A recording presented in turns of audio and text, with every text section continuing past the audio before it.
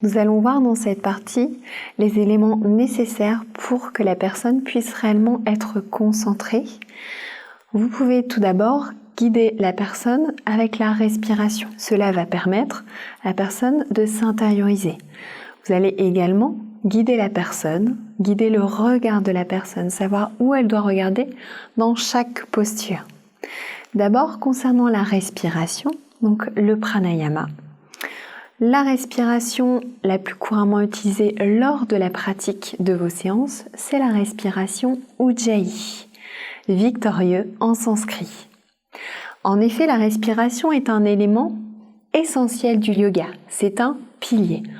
En se concentrant sur notre respiration, sur notre inspi, sur notre expi, on parvient à rester dans l'instant présent, à fixer notre concentration, notre attention et à affiner notre posture.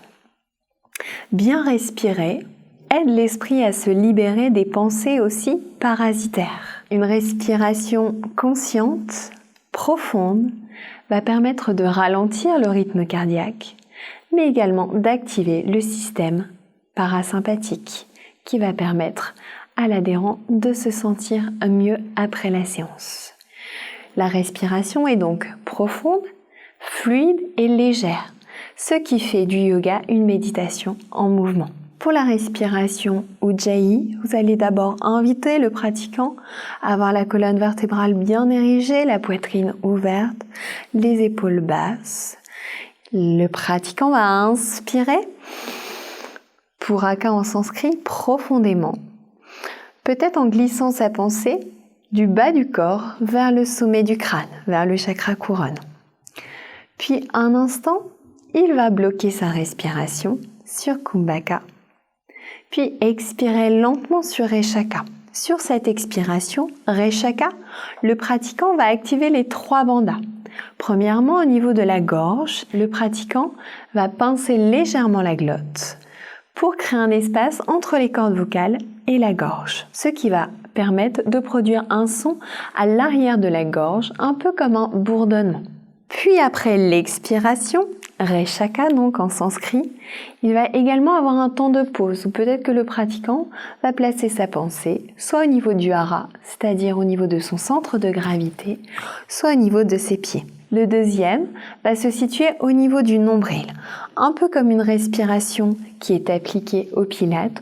On va inviter le pratiquant à absorber son nombril, de sorte à amener son nombril en direction de sa colonne vertébrale. Le troisième bandha va se situer au niveau du périnée.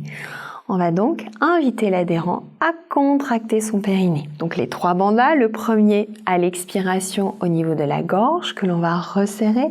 Simultanément, on va absorber le nombril vers la colonne vertébrale. Et simultanément également, on va inviter à la contraction du périnée. Donc l'inspiration se fait par le nez. Vous allez inspirer par le nez. Bloquez la respiration un instant avec la pensée au sommet du crâne. Puis vous allez également expirer par le nez avec, comme on l'a vu, les 3 bandhas. Si la personne ne comprend pas bien comment resserrer sa glotte, vous pouvez par exemple comparer ce bruit au bruit lorsque la personne souhaite nettoyer ses lunettes, bouche ouverte, comme si vous cherchiez donc à nettoyer les lunettes. Ce bruit sera le même qui sera reproduit en resserrant la glotte, en expirant par le nez cette fois. Pendant la posture, la respiration est donc profonde et régulière. Sur l'inspiration, le corps se relève et s'allonge. Sur l'expiration, le corps va chercher plus loin dans la posture. Donc nous allons revoir en détail chaque bandha. Donc bandha signifie verrou. On peut le définir comme des verrous énergétiques.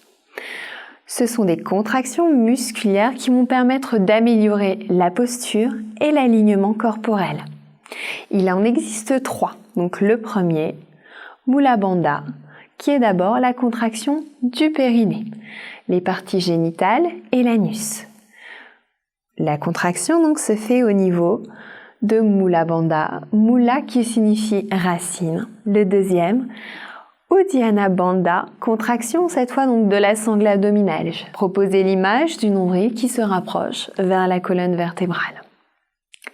Le bassin bascule en rétroversion pour protéger les lombaires et renforcer la sangle abdominale. Le troisième bandha, verrou énergétique, se situe au niveau de la gorge. Jalandhara bandha, c'est le verrou du menton. Vous allez légèrement donc inviter à rapprocher le menton vers les clavicules en gardant la colonne vertébrale bien érigée et en abaissant les épaules. Les omoplates resserrées. Les bandhas, première technique pour la concentration, pour l'apaisement de l'esprit, c'est-à-dire la respiration qui doit être lente, profonde, contrôlée et consciente. Il y a également le guidage au niveau du regard. Où va regarder le pratiquant dans chaque posture, dans chaque asana. On appelle cela les drishtis. Drishti, donc c'est le point où va se focaliser le pratiquant lors de chaque posture.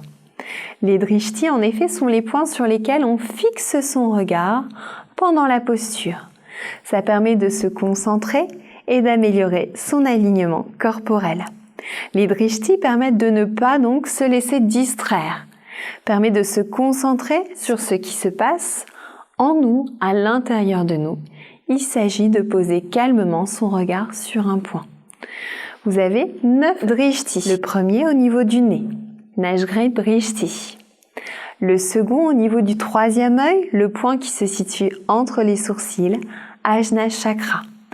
Le troisième au niveau de votre nombril, Nabi chakra. Le quatrième, qui sont vos mains, Astangraï chakra.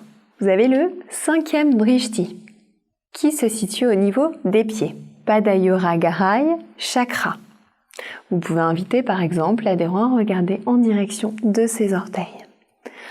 Vous avez le sixième drishti, le côté droit, Parshva drishti, le côté gauche, Parshva drishti également. Le huitième drishti, c'est le regard en direction des pouces.